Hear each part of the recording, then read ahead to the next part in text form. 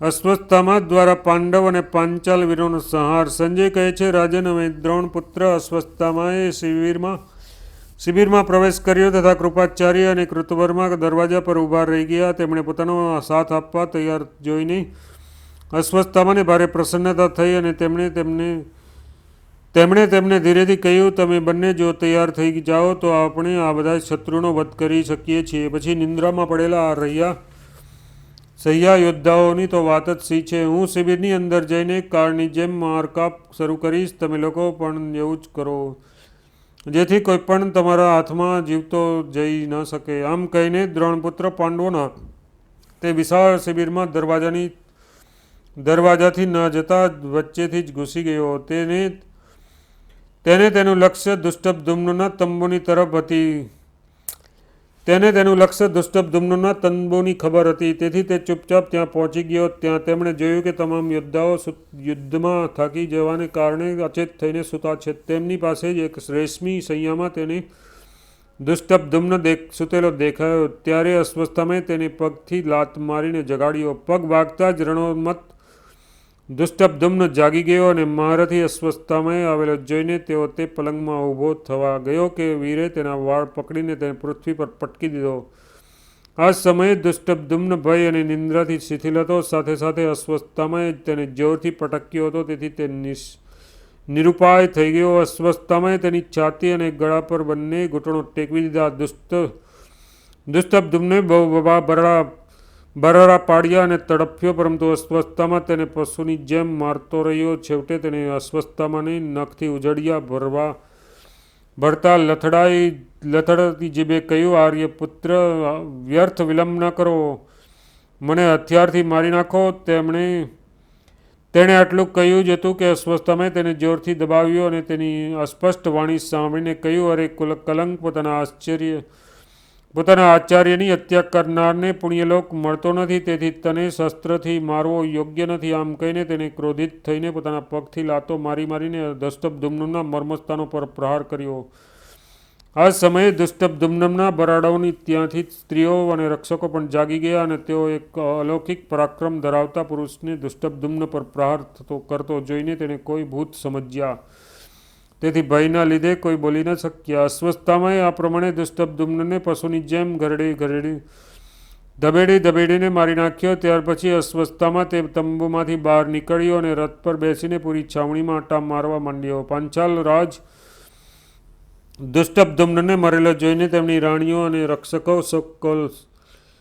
શોકાકુલ થઈને વિલાપ કરવા લાગ્યા. તેમના આક્રંદથી આજુબાજુ ક્ષત્રિય વીરો ચોંકીને કહેવા લાગ્યા, શું થયું? ત્યારે સ્ત્રીઓએ બહુ રાંકથી જેમ કહ્યું, અરે જલ્દી ઉઠો, અમને તો સમજાતું નથી કે આ કોઈ રાક્ષસ છે કે મનુષ્ય છે. જુઓ, આણે પાંચાલ રાજને મારી નાખ્યા અને હવે રથમાં બેસીને આમ તેમ ફરી રહ્યો છે. આ સાંભળીને તે યોદ્ધાઓએ એક સાથે અશ્વત્થામાને ઘેરી લીધો, પરંતુ પાસે આવતા જ તેને અશ્વત્થામાએ રુદ્રાસ્ત્રથી મારી નાખ્યા. ત્યાર પછી તેણે બાજુના તંબુમાં ઉત્તમોજાને પલંગ પર સૂતેલો જોયો. તેના પર ગળા અને છાતીથી પગથી દબાવી દીધા. ઉત્તમોજા બરડા પાડવા લાગ્યો, પરંતુ અશ્વત્થામાએ તેને પણ પશુની જેમ ધબેડીને મારી નાખ્યો. યુધામન્યુ સમજ્યો કે ઉત્તમોજાને કોઈ રાક્ષસે માર્યો છે, તેથી તે ગદા લઈને દોડ્યો અને તેનાથી તેણે અશ્વત્થામાની છાતી પર પ્રહાર કર્યો. અશ્વત્થામાને લપકીને તેને પકડી લીધો અને જમીન પર પટકી દીધો. યુધામન્યુએ છૂટવા માટે ઘણા ફાંફા માર્યા, પરંતુ અશ્વત્થામાએ તેને પણ પશુની જેમ મારી નાખ્યો. આ જ પ્રમાણે તેને નિંદ્રાધીન અન્ય મહારથીઓ પર આક્રમણ કર્યું. તે બધા જ ભયથી ધ્રુજવા લાગ્યા, પરંતુ અશ્વત્થામાએ તે બધાને તલવારથી મોતને ઘાટ ઉતારી દીધા. શિબિરમાં મધ્ય ભાગમાં પણ તેને સૈનિકોને નિંદ્રાધીન જોયા અને બધાને પણ ક્ષણભરમાં તલવારથી ખેદાન મેદાન કરી નાખ્યા. આ જ પ્રમાણે અનેક યોદ્ધાઓ, ઘોડા અને હાથીઓના તેમણે તે તલવારને બલિ આપી દીધો. આના કારણે તેનું આખું શરીર લોહીથી લથપથ થઈ ગયું અને તે સાક્ષાત કાળ જેવો દેખાવા લાગ્યો. તે સમયે તે યોદ્ધાઓની નિંદ્રા તૂટી ગઈ. તે અશ્વત્થામાનો અવાજ સાંભળીને વિસ્મિત થઈ જતા હતા અને તેને રાક્ષસ સમજીને આંખો બંધ કરી દેતા હતા. આ પ્રમાણે આ પ્રમાણે ભયંકર રૂપ ધારણ કરીને તે પૂર્ણ છાવણીમાં ચક્કર લગાવી રહ્યો હતો. જ્યારે દ્રૌપદીના પુત્રોએ દુષ્ટદ્યુમ્નના મરાઈ ગયા સમાચાર સાંભળ્યા ત્યારે તેઓ નિર્ભય થઈને અશ્વત્થામા પર બાણ વરસાવવા લાગ્યા. અશ્વત્થામા પોતાની દિવ્ય તલવાર લઈને પોતાના પર તૂટી પડ્યો અને તેમના પર તૂટી પડ્યો અને તેનાથી પ્રતિબિંદનું પડખું ચીરી નાખ્યું. આથી તે પ્રાણહીન થઈને પૃથ્વી પર પડી ગયો અને સુત સોમે પ્રથમ તો પ્રાસથી ઘા કર્યો, પછી તે પણ તલવાર લઈને દ્રોણપુત્ર તરફ ગયો. અશ્વત્થામાએ તલવાર સહિત તેના ભુજા કાપી નાખી અને પછી તેના પાંસળીમાં પ્રહાર કર્યો. તેનાથી હૃદય ફાટી જવાને કારણે તે પૃથ્વી પર પડી ગયો. તે સમયે નકુળના પુત્ર શતાનીકે એક રથનું પૈડું લઈને તેની જોરથી અશ્વત્થામાની છાતી પર માર્યું. અશ્વત્થામાએ તરત જ તેના પર ઘા કર્યો. તેનાથી તે વ્યાકુળ થઈને પૃથ્વી પર પડી ગયો. આવી અવસ્થાએ તેનું માથું કાપી નાખ્યું. હવે શ્રુતકર્મા પરિઘ લઈને અશ્વત્થામા તરફ ગયો અને તેના ડાબા ગાલ પર ઘા કર્યો. પરંતુ અશ્વત્થામાએ પોતાની તીક્ષ્ણ તલવારથી તેના મોઢા પર એવો ઘા કર્યો કે તેનો ચહેરો ખરાબ થઈ ગયો અને બેહોશ થઈને પૃથ્વી પર પડી ગયો. તેનો અવાજ સાંભળીને મહારથી શ્રુતકીર્તિ અશ્વત્થામાની સામે આવ્યો અને તેના પર બાણવૃષ્ટિ કરવા લાગ્યો. પરંતુ અશ્વત્થામાએ તેને બાણવર્ષાને ઢાલ પર રોકી દીધી અને તેના મસ્તકને ઢાળથી અલગ કરી નાખ્યો. ત્યાર પછી તેણે જાત જાતના અસ્ત્રોથી શિખંડી અને પ્રભદ્રક વીરોને મારવાનો આરંભ કર્યો. તેણે એક બાણથી શિખંડીને ભકુટીની મધ્યમાં ઘા કર્યો અને પછી તેની પાસે જઈને તલવારથી તેના 2 ટુકડા કરી નાખ્યા. આ પ્રમાણે શિખંડીને મારીને તે અત્યંત ક્રોધમાં ભરાઈ ગયો અને બહુ જોરથી પ્રભદ્રકો પર તૂટી પડ્યો. રાજા વિરાટની જે થોડી સેના બાકી હતી તેણે તેને એકદમ કચડી નાખી તથા રાજા દ્રુપદના પુત્ર પૌત્રો અને સંબંધીઓને વીણીને મોતને ઘાટ ઉતારી દીધા. અશ્વત્થામાનો સિંહનાદ સાંભળીને પાંડવોની સેનામાં સેંકડો હજારો વીરો જાગી ગયા. તેણે તેમનાથી કોઈના પગ, કોઈની જાંઘો, કોઈની પાંસળીઓ કાપી નાખી. તે બધાને બહુ વધારે પડતા કચડી નાખવામાં આવ્યા હતા. તેથી તેઓ ભયંકર ચીસો પાડી રહ્યા હતા. આ સાંભળી આ ઉપરાંત હાથી અને ઘોડાઓના દોડવાથી પણ અનેક યોદ્ધાઓ પીસાઈ ગયા હતા. તે બધાની લાશોથી આખી રણભૂમિ છવાઈ ગઈ. ઘાયલ વીરો આ શું છે? કોણ છે? કોનો અવાજ છે? આ શું કરી નાખ્યું? આ પ્રમાણે બરાડી રહ્યા હતા. તેમના માટે અશ્વત્થામા પ્રાણાંતક કાળ જેવો બની રહ્યો હતો. પાંડવો અને સૃંજય વીરોમાં જેઓ આ શસ્ત્ર રહિત અને કવચ રહિત હતા અને જેમણે કવચ ધારણ કરી લીધા હતા તે બધાએ અશ્વત્થામાને યમલોક મોકલી દીધા. જે લોકો નિંદ્રાના કારણે સૂજ વિનાના અચેત જેવા થઈ રહ્યા હતા તેઓ તેના અવાજથી ચોંકીને ઉછળવા લાગ્યા, પરંતુ પછી ભયભીત થઈને જ્યાં ત્યાં છુપાઈ ગયા. ભયના કારણે તેમની બોલતી બંધ થઈ ગઈ અને તેઓ એકબીજાની સાથે ચોંટીને બેસી ગયા. ત્યાર પછી અશ્વત્થામા ફરી પોતાના રથ પર સવાર થયો અને હાથમાં ધનુષ્ય લઈને બીજા યોદ્ધાઓને યમરાજને હવાલે કરવા લાગ્યો. પછી હાથમાં તલવાર લઈને તે સંપૂર્ણ છાવણીમાં ચક્કર લગાવવા લાગ્યો. અશ્વત્થામાનો સિંહનાદ સાંભળીને સૈનિકો ચોંકી ઉઠ્યા, પરંતુ નિંદ્રા અને ભયથી વ્યાકુળ હોવાથી અચેત જેવા થઈને આમ તેમ ભાગી જતા હતા. તેમાંથી કોઈ બુરી રીતે ચિલ્લાતા હતા અને કોઈક અનેક ઉટપટાંગ વાતો કરતા હતા. તેમના વાળ વિખરાયેલા હતા, તેથી આપસમાં એકબીજાને ઓળખી પણ શકતા ન હતા. કોઈ આમ તેમ ભાગવા જતા થાકીને પડી ગયા હતા. કેટલાકને ચક્કર આવી ગયા હતા, કેટલાકના મળમૂત્ર છૂટી ગયા હતા. હાથી અને ઘોડા રસ્સીઓ તોડીને બધી જ બાજુ દોડાદોડી કરી રહ્યા હતા. કોઈ ડરથી પૃથ્વી પર પડીને સૂઈ રહ્યા હતા, પરંતુ હાથી ઘોડા તેમને કચડી નાખતા હતા. આ પ્રમાણે ભારે ધાંધલ મચેલી હતી. લોકોના આમ તેમ દોડવાથી બહુ ધૂળ છવાઈ ગઈ હતી. તેથી તે રાત્રિના સમયે વિશેષ અંધકાર થઈ ગયો. તે વખતે પિતા પુત્રને અને ભાઈ ભાઈને ઓળખી શકતા ન હતા. હાથીઓ પર અને સવાર વિનાના ઘોડાઓ પર તૂટી પડ્યા અને એકબીજા પર પ્રહાર કરતા રહીને ઘાયલ થઈને પૃથ્વી પર આળોટવા લાગ્યા. ઘણા લોકો નિંદ્રામાં હતા. તેઓ અંધારામાં ઉઠીને આપસમાં જ પ્રહારો કરીને એકબીજાને પાડવા લાગ્યા. દેવવશ તેમની બુદ્ધિ નષ્ટ થઈ ગઈ હતી. તેઓ હા પુત્ર આ પ્રમાણે બૂમો પાડીને પોતાના બંધુ બાંધવોને છોડીને આમ તેમ ભાગવા લાગ્યા. ઘણા તો હાય હાય કરતા પૃથ્વી પર પડી ગયા. અનેક વીરો યંત્ર અને કવચો વિના જ શિબિરની બહાર ગયા. બહાર જવા ચાહતા હતા. તેમના વાળ વિખેરાયેલા હતા અને તેઓ હાથ જોડીને ભયથી ધ્રુજતા હતા. તો પણ કૃપાચાર્ય અને કૃતવર્માએ શિબિરમાં બહાર નીકળી રહેલા સૈનિકોમાંથી કોઈને જીવતા ન છોડ્યા. આ બંનેએ અશ્વત્થામાને ખુશ કરવા માટે શિબિરની 3 બાજુ આગ લગાડી દીધી. તેના કારણે સંપૂર્ણ છાવણીમાં અજવાળું થઈ ગયું અને તેના સહારે અશ્વત્થામાના હાથમાં તલવાર લઈને બધી જ બાજુ ઘૂમવા લાગ્યો. તે સમયે તેણે પોતાની સામે આવનારા અને પીઠ દેખાડીને ભાગનારા બંને પ્રકારના યોદ્ધાઓને તલવારને હવાલે કરી દીધા. કેટલાકના તો તેણે તલના છોડની જેમ વચ્ચેથી કાપીને 2 ટુકડા કરી નાખ્યા. એ જ પ્રમાણે તેણે કેટલાકને શસ્ત્ર સાથેથી ભુજાઓને, કેટલાકના મસ્તકો, કેટલાકની જાંઘો, કેટલાકના પગ, પીઠ, પાંસળીઓ તલવારની ઉડાડી દીધી. તે જ પ્રમાણે તેણે કોઈના કાન પર, કોઈના મોઢા પર, કોઈના ખભા પર અને ઉપર ઘા મારીને તો કેટલાકના માથા શરીરમાં ઘુસાડી દીધા. આ પ્રમાણે તે અનેક વીરોનો સંહાર કરી શિબિરમાં ઘૂમવા લાગ્યો. આ પ્રમાણે તે સમયે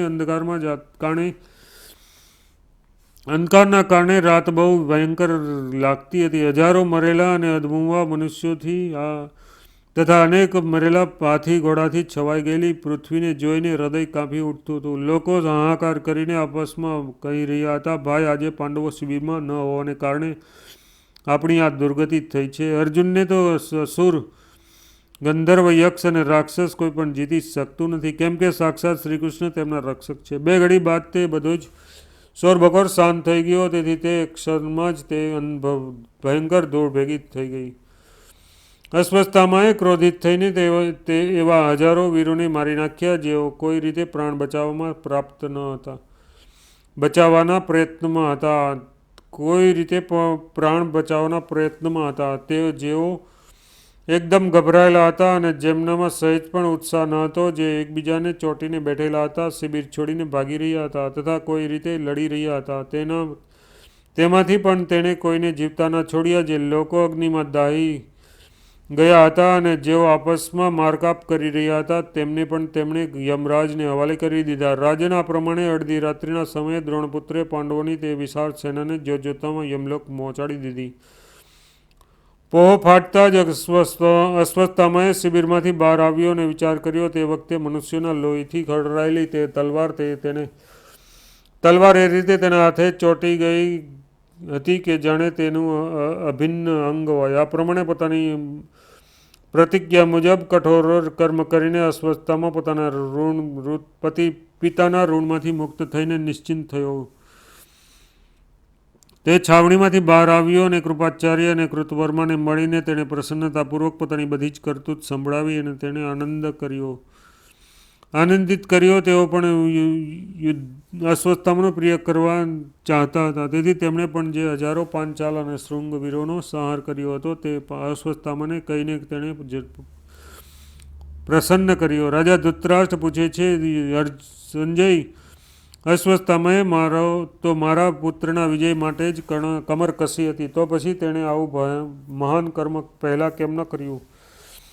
સંજય કહ્યું, રાજન, અશ્વત્થામાએ શ્રીકૃષ્ણ, પાંડવ અને સાત્યકીનો ભય રહેતો હતો, તેથી અત્યાર સુધી તે એવું ન કરી શક્યો. અત્યારે તેમની ગેરહાજરીમાં જ તેણે આ કર્મ કરી નાખ્યું. ત્યાર પછી અશ્વત્થામા આચાર્ય કૃપ અને કૃતવર્માને ભેટ્યો અને તેણે તેને અભિનંદન આપ્યા. પછી તેણે હર્ષિત થઈને કહ્યું, મેં સમસ્ત પાંચાલોને, દ્રૌપદીના 5 પુત્રોને અને યુદ્ધમાંથી તમામ બચેલા સૌમક અને મત્સ્યવીરોને નષ્ટ કરી નાખ્યા છે. હવે આપણું કામ પૂરું થઈ ગયું. તમે જ્યાં રાજા દુર્યોધન છે ત્યાં જઈને જો તેઓ જીવિત હોય તો તેમને પણ આ સમાચાર સંભળાવી દેવો જોઈએ.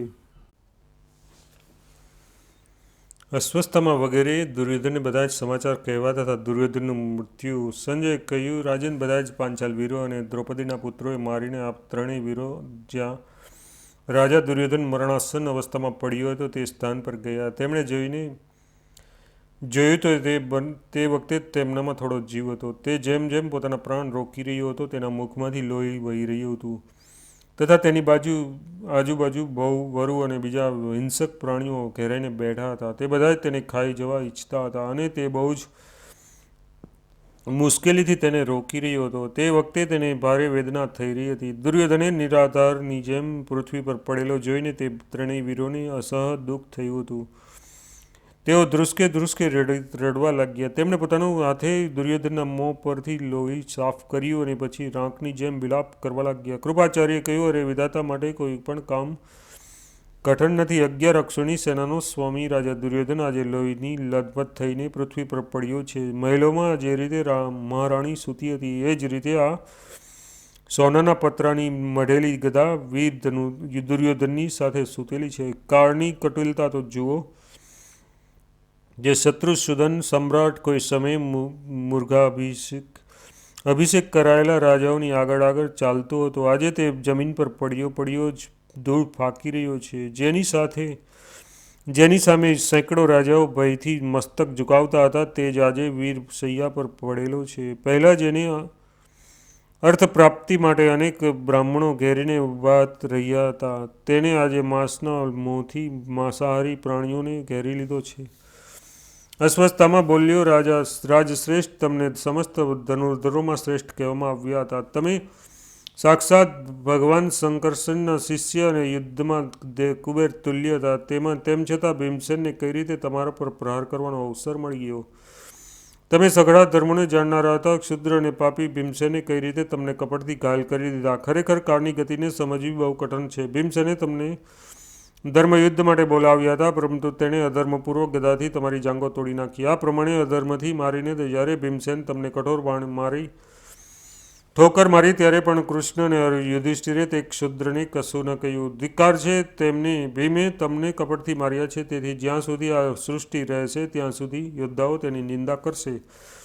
મહર્ષિઓએ ક્ષત્રિયો માટે જે ઉત્તમ ગતિ બતાવી છે તે જ ગતિ તમે યુદ્ધમાં મરીને પ્રાપ્ત કરી લીધી છે. રાજન, તમારા માટે મને ચિંતા નથી. મને તો તમારા પિતા અને માતા ગાંધારી માટે જ દુઃખ છે, કેમ કે જેમના બધા જ પુત્રો કાળના મુખમાં ચાલ્યા ગયા છે. અને અરે અમે તેઓ ભિખારી બનીને ચારે બાજુ ભટકશે અને નિરંતર તેમને પુત્રનો શોક સંતાપ આપતો રહેશે. વૃષભવંશી કૃષ્ણ અને દુષ્ટ બુદ્ધિ અર્જુનને ધિક્કાર છે, જેણે મહાન ધર્મજ્ઞતાનું અભિમાન રાખીને પણ ભીમસેનને અધર્મથી મારતા રોક્યો નહીં. આ નિર્લજ્જ પાંડવો પણ કઈ રીતે રહેશે કઈ રીતે કહેશે કે અમે આવી રીતે દુર્યોધનને માર્યો હતો? ગાંધારી નંદન, તમે ધન્ય છો કે યુદ્ધમાં વીર ગતિને પ્રાપ્ત થયા. મહારથી કૃપાચાર્ય કૃતવર્મા અને મને ધિક્કાર છે, જે તમારા જેવા મહારાજની સાથે સ્વર્ગે સિધાવતા નથી. અમે તમારું અનુસરણ નથી કરતા. એનાથી એવું લાગે છે કે એક દિવસ તમારા સુકૃતોનું સ્મરણ કરતાં અમે આમ જ મરી જઈશું. સ્વર્ગ કે અર્થ કશું જ અમારે હાથ નહીં લાગે. ન જાણે અમારા એવા કયા કર્મ છે જે અમને તમારી સાથે આવતા રોકી રહ્યા છે. અમે તો નિસંદેહ અમારે ભારે દુઃખ સાથે આ ધરતી પર દિવસો પસાર કરવા પડશે. રાજન, તમારા વિના અમને શાંતિ અને સુખ કઈ રીતે મળી શકશે? તમે સ્વર્ગ સિધાવી રહ્યા છો, ત્યાં બધા જ મહારથીઓ સાથે તમારો ભેટો થશે. તે બધાની મહાનતા અને શ્રેષ્ઠતા પ્રમાણે તેમને મારા તરફથી તેમની પૂજા કરજો. પ્રથમ તમે બધા જ ધનુર્ધરોની ધજારૂપ આચાર્યજીનું પૂજન કરજો અને તેમને ખબર આપજો કે આજે અશ્વત્થામાએ દુષ્ટદ્યુમ્નને મારી નાખ્યો છે. પછી મહારાજ બાહુલિક, મહારથી જયદ્રથ, સોમદત્ત, ભૂરિશ્રવા અને બીજા પણ જે વીરો પહેલા સ્વર્ગે પહોંચી ચૂક્યા છે તેમને મારા તરફથી આલિંગન કરજો અને તેમને કુશળ પૂછજો. રાજન, જો તમારામાં થોડી પ્રાણ શક્તિ શેષ હોય તો મારી એક વાત સાંભળો. એનાથી તમારા કાનોને તૃપ્તિ મળશે. અમે પાંડવોના પક્ષમાં તે 5 ભાઈ શ્રીકૃષ્ણ અને સાત્યકી આ 7 વીરો બચ્યા છે, અને આપણા પક્ષમાં હું કૃતવર્મા અને આચાર્ય કૃપ આ 3 બાકી છીએ. દ્રૌપદીના બધા જ પુત્રો, દુષ્ટદ્યુમ્નના પુત્રો તથા સમસ્ત પાંચાલ અને યુદ્ધમાંથી બચેલા મત્સ્ય વીરોનો સફાયો કરી નાખ્યો છે. આ જ રીતે પાંડવો સાથે બદલો વાળી લીધો છે. આજે તેમના શિબિરમાં જેટલા યોદ્ધા અને હાથી ઘોડા હતા તે બધાનો મેં સંહાર કરી નાખ્યો છે. આજે પાપી દુષ્ટદ્યુમ્નને પણ મેં પશુની જેમ પીટી પીટીને મારી નાખ્યો છે. દુર્યોધને જ્યારે અશ્વત્થામાની આ અતિ પ્રિય વાત સાંભળી ત્યારે તે થોડો હોશમાં આવ્યો અને તે કહેવા લાગ્યો, ભાઈ, આજે આચાર્ય કૃપ અને કૃતવર્મા સહિત જે કામ તમે કર્યું છે તે તો ભીષ્મ, કર્ણ અને તમારા પિતાજી પણ નથી કરી શક્યા. તમે શિખંડી સહિત સેનાપતિ દુષ્ટદ્યુમ્નને મારી નાખ્યો. એનાથી આજે અવશ્ય હું પોતાને ઇન્દ્ર તુલ્ય સમજું છું. તમારું કલ્યાણ થાઓ. અમે સ્વર્ગમાં જ મારી સાથે ભેટ થશે. આમ કહીને મનસ્વી દુર્યોધન ચૂપ થઈ ગયો અને પોતાના સહોદરને દુઃખી મૂકીને તેને પોતાના પ્રાણ ત્યાગી દીધા. તેણે સ્વયં પુણ્યધામ સ્વર્ગમાં પ્રવેશ કર્યો અને તેનું શરીર પૃથ્વી પર પડ્યું રહ્યું. રાજન, આ પ્રમાણે તમારા પુત્ર દુર્યોધનનું મૃત્યુ થયું. તે રણાંગણમાં સર્વપ્રથમ ગયો હતો અને બધાની પછી શત્રુઓ દ્વારા મરાઈ ગયો. મરતા પહેલાં દુર્યોધને ત્રણેય વીરોને ગળે લગાડ્યા અને તેમને પણ આલિંગન કર્યું. અશ્વત્થામાના મુખેથી આ કરુણાજનક સંવાદ સાંભળીને હું શોકાકુળ થઈને દિવસ ઉઠતા જ નગરમાં ચાલ્યો આવ્યો. આ પ્રમાણે તમારી જ ખોટી સલાહથી આ કૌરવ પાંડવોનો ભીષણ સંહાર થયો છે. તમારા પુત્રના સ્વર્ગવાસથી હું અત્યંત શોક સંતપ્ત થઈ ગયો છું. હવે વ્યાસજીની કૃપાથી મને પ્રાપ્ત થયેલી દિવ્ય દ્રષ્ટિ પણ નષ્ટ થઈ ચૂકી છે. વૈશંપાયનજી કહે છે, રાજન, મહારાજ ધૃતરાષ્ટ્રના આ પ્રમાણે પુત્રના મૃત્યુની વાત સાંભળીને એકદમ ચિંતામાં ડૂબી ગયા અને લાંબા ગરમ નિશાસા નાખવા લાગ્યા.